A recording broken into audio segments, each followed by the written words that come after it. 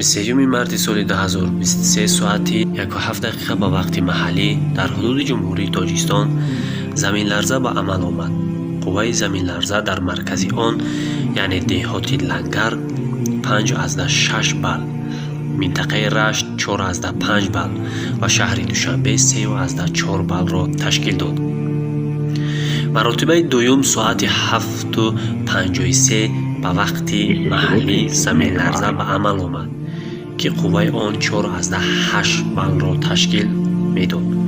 маркази ҷунбиши қишри замин 6,7 километри деҳаи палдораки ҷамоати деҳоти Лангари ноҳияи кӯҳистони Мазҷо ба қайд гирифта шудааст.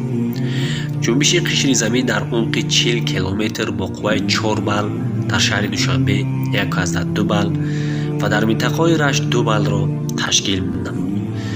бар асари офати табиӣ талафоти ҷонӣ ба қайд гирифта нашудааст. дар асоси супориши асосгузори сулҳу ваҳдати миллӣ, пешвои миллат президенти ҷумҳурии Тоҷикистон муҳтарам Эмомалӣ Раҳмон таҳти роҳбарии сарвазири мамлакат Қоҳир Расулзода комиссияи ҷумҳуриявӣ таъсис дода шуда ҳаҷми хисороти заминларза муайян карда мешавад. мувофиқи маълумоти сокинони деҳаи Дашти Миёна, Деҳманора ва Пакшиф, заминларзаҳои пайдарпай то ҳол идома дорад. мушкилоти асосии мардум ин набудани хонаи бехатар ва ҷои гарм мебошад.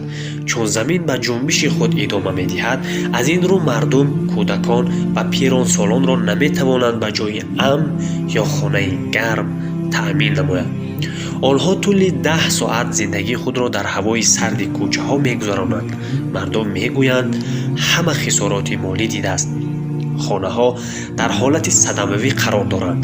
роҳҳо аз тармаву сангрезаҳо пур гашта, заминҳои корами лаби ҷарҳо фурӯ рафтанд.